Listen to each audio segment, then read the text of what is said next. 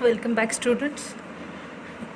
Already we have started with the animal husbandry chapter, but to revise the concept and to get into the detail, I'm making this one more video and starting from the initial point, that is animal husbandry. So this animal husbandry, already we have discussed, is the branch which deals with the livestock development and products from them. So it is also called as animal science, as it is noted here. So this animal science is nothing but those animals which are useful for human purpose. So it is an agricultural practice of breeding and raising livestock. So this livestock term is very important in terms of animal husbandry concept.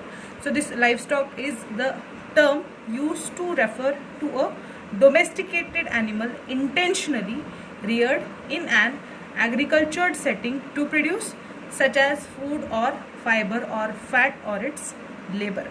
So this definition is giving us an idea about those animals which are reared, that is domesticated animals, and which are intentionally reared, that is the purpose of rearing them is known, and it is an agricultural setting to produce the side products such as food, fiber, or its labor. Labor means the cattle like bullocks, they are used in the farming processes in various aspects. So these animals anyhow, either for their products or as a labor, if they are used for human purpose, the concept is known as livestock. This livestock, or it is any breed or a population of animal kept by humans for useful commercial purpose. So either they are reared intentionally for fiber, food or labor or any other practice, or you can define it as any breed or a population of animals kept by humans for useful commercial purpose, ultimately getting fulfill the needs of human beings by this process is nothing but the livestock. Now animal husbandry is an age-old practice done by humans, but now it is technicalized or getting updated with time. The human evolution, if you study from ancient man, they started agriculture, and with agriculture rearing and hunting of animal for food and other purposes was done by ancient man also. Just the thing is that with time this animal husbandry concept is updating with new technologies, and products are getting more and more, that is commercial value of the product is getting increased. So this is nothing but a concept of animal husbandry. Now by following this animal husbandry, economic value of livestock, which exactly the products which we are getting from this livestock or purpose of animal husbandry. So some of the products are noted here. For example, meat, dairy products. Dairy products include all milk and milk products. Fiber, that is threads which are made to or which are used to make the clothes, that is nothing but getting from a livestock only. Fertilizers in the format of excreta of the animals.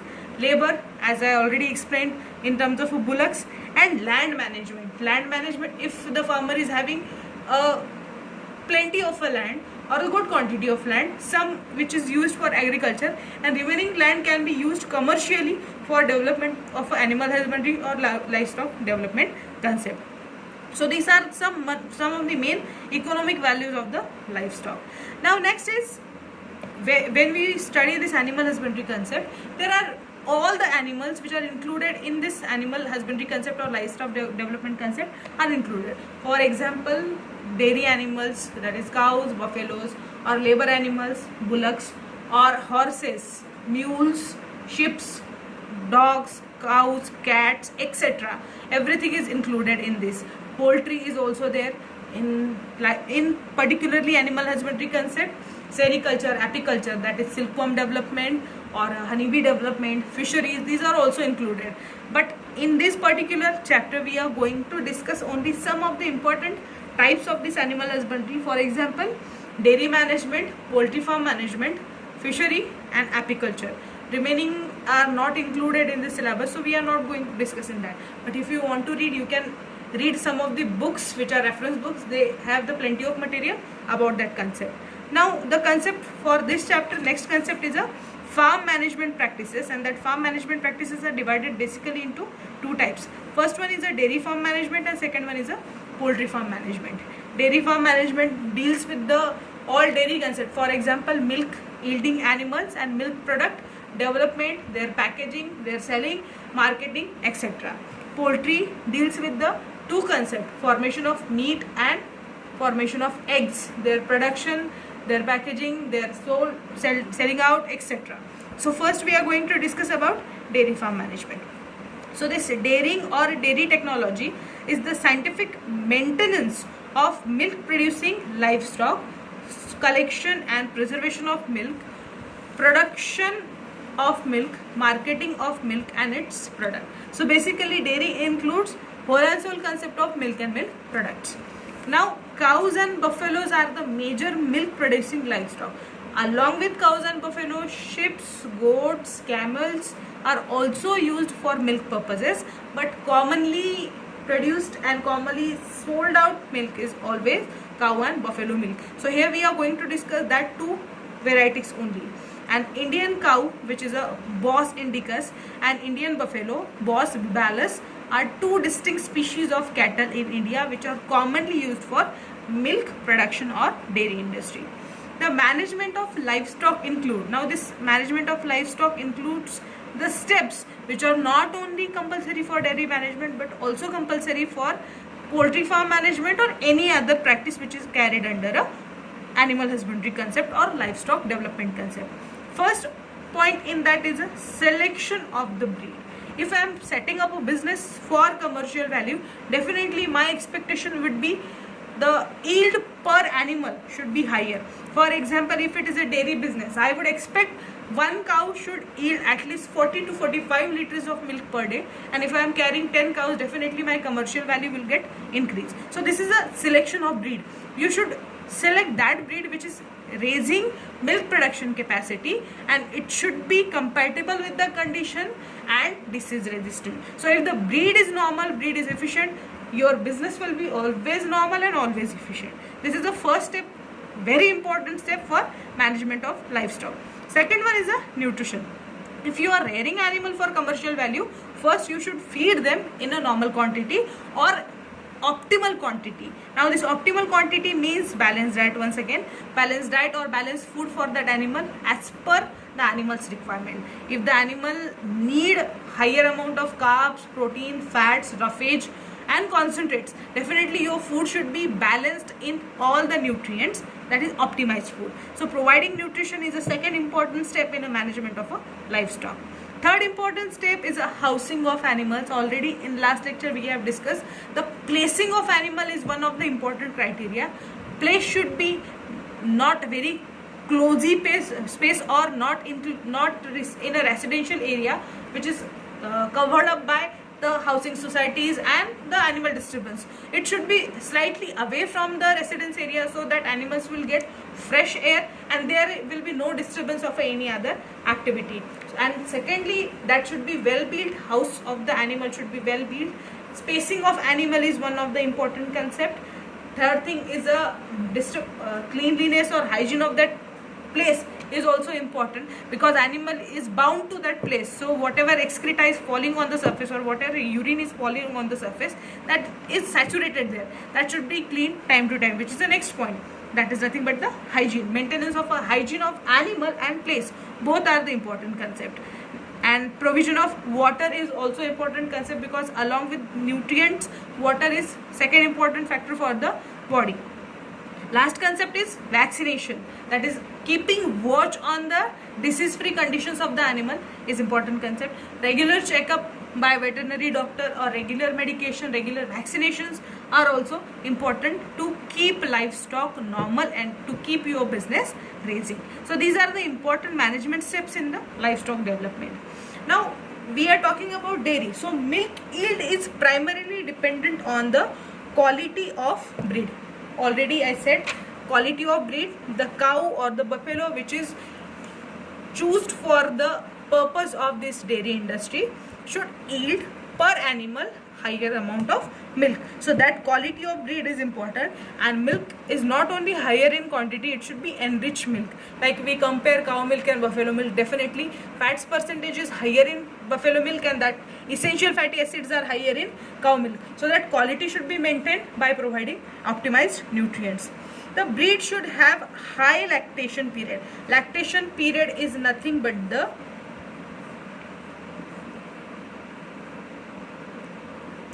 milk production period. After delivery, when baby is born, after that mammary glands get activated in the mammalia class. So in this class, after delivery, when mammary glands are activated, milk production is started, and that period where till milk is produced by the animal is known as lactation period. So there should be high lactation period in the animal. Then next is the high efficiency of food utilization. Whatever nutrient is available, that nutrient should be completely digested and absorbed by animal. There should not be any digestive incompatibility of the animal. Early maturity, a good adaptability to the climate condition, and disease resistance, that are also important factors along with the lactation period and efficiency of food utilization.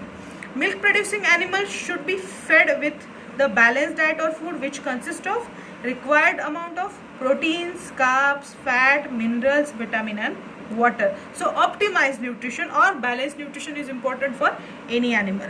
In that, two components are very important. That is, the feed should contain two important components. First one is the roughage and second one is the concentrate. Roughage is a source of fiber and concentrates are some mixtures which are necessary for animals in their digestion, absorption and metabolic pathway. This roughage is a high fiber food like fodder, hay, straw, legumes and silage. And concentrates are the examples of cotton seeds, grains of cereals, millets, gram, oil cake, oil seeds, rice polish, etc. So along with these sources, means along with carbs and proteins and other, roughage and concentrate should be mixed together, and that will give a balanced food idea for animal purpose. So these are some important concepts for dairy which should be followed. Then following conditions should be maintained for the animals. Already we have discussed it, but once again let's revise it. Adequate and fresh and clean drinking water. Housing should be properly built and well ventilated. That is ultimate. It should provide protection from rain, cold, heat, etc.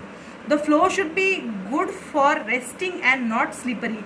If continuously animals are passing their excreta and urine, and if it is not washed properly, floor gets slippery, and that's why there is a not proper hold on the surface area, which may result in the falling of an animal and damage to their body. Sufficient space for movement of animal. Once again requirement, spacing of animal is the concept where one animal should not disturb second animal. That is a spacing concept. Proper drainage, cleanliness and good hygienic conditions or good hygienic care of an animal. Storage of milk and milk products. Whatever milk is harvested and whatever milk products are produced in that industry, that should be made hygienically, packed hygienically, and their selling will be proper, or it should be in a systematic way. Proper record of maintenance of the breeds and their progeny, yield of milk, maturity, lactation period, etc. is very essential to identify and rectify the problems as early as possible.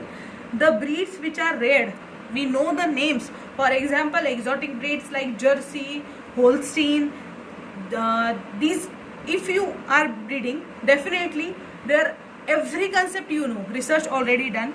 So when was the lactation period, does the lactation period was normal or it was reduced or it was increased, every concept about that animal should be recorded. That will keep a record to optimize more specificity in the business. Second thing, if there is a problem, so due to this all essential records, it will be easy to rectify the problem as early as possible, and the solutions will be easy to get. Regular inspection of animals and their needs should be carried out. Regular, not only providing food, water, ventilation, regular check of the animal, or at least intermittent check of the animal is very, very necessary for the breeding concept.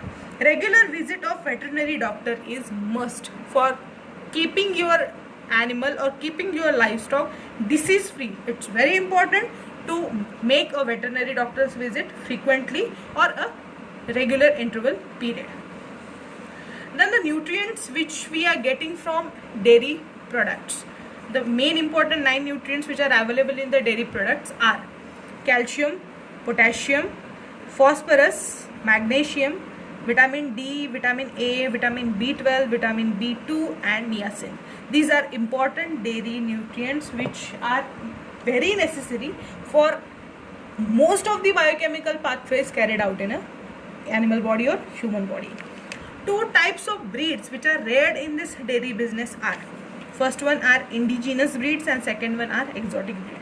Indigenous breed are native breeds. If you are talking about us, definitely these are Indian breeds, and exotic breeds are foreign breeds. So first we are going to talk about indigenous breed. These indigenous breeds are from class Mammalia, order Antiodactyla, family Bovidae, that is hollow horn possessors. Their horns are not heavy, hollow horns are there. Two distinct species of cattle. Obviously we already know that Bos indicus, which is a cow, and Bos bovalis is a buffalo. Indigenous breeds or desi breeds are native to particular areas that are fully acclimatized to their environment and living condition. So these are the breeds which are already native to that place or resident of that place. They are grown up in that place, they are well familiar with that habitat, and obviously their capacity to cooperate with the habitat is higher. These breeds are indigenous breeds or native breeds. The indigenous breeds are classified into three types depending on their utility. So for which purpose they are used in the livestock development, on that basis they are divided into three types. First one are milch breeds. Specifically milch breeds are milk yielding breeds. They are known as milch breeds, and in that cows are good milkers. That is, obviously they produce not only cows, buffaloes also, so they are good milkers. But other cattle which are bullocks, they are poor draught animals. So in this case bullocks are not considered. We are only considering milk yielding animal, that is cows and buffaloes. Draught breeds reverse to above, where cows are not of importance, cows or buffaloes, because milk yielding capacity is very poor, but bullocks are very resistant to drought concept, and they are used in the farming concept for carrying of a material or in the farming techniques where bullocks are important. And dual purpose breeds, where cows are good milkers and bullocks are good draught animal. So both are at efficient stage. These are the three main types of indigenous breed according to their utility. Varieties of examples are given in table which are already provided to you. So just go through the examples where many breeds are explained, their capacity is also explained. Exotic breeds. Exotic breeds are also called as high yielding breeds. High yielding breeds, they are from foreign countries and imported in the native places. Then breeding is carried out in an indigenous and exotic, and new varieties are developed, or maybe simply this exotic breed is reared as it is and milk yielding capacity is increased. Exotic breeds of milch cattle have been introduced in India for rearing and crossing to get average or better milk yield. Some common exotic breeds are Holstein Friesian, Jersey, Red Den and Brown Swiss. The European cattle are also called as Taurus. So these exotic breeds are mainly or mostly imported in the India for crossing with the indigenous breed to improve milk yielding capacity and also their disease resistance capacity. And in some places or some dairy businesses, these exotic breeds are directly used for the milk production process. Capacity is already mentioned in the table, so just go through it. One more concept regarding this is a white revolution, which we have discussed in the previous lecture. This white revolution, after green revolution, white revolution was carried out, and that is nothing but the increasing the concept of milk production and milk products. So this was started by father of white revolution. The name is Dr.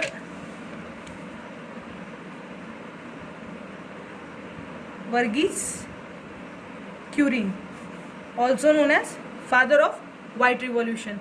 He gave the idea of utilizing cattle, those which are already present in the India, to utilize them for business purpose or economical purpose and starting a side business. And techniques was already developed in foreign countries, but the techniques was shared by, and milk industry in India was actually implanted and improved by Dr. Verghese Kurien. So he is called as father of white revolution. So this was all the concepts of a dairy production. Next concept is a poultry farm management that we are going to discuss in a next lecture. Thank you.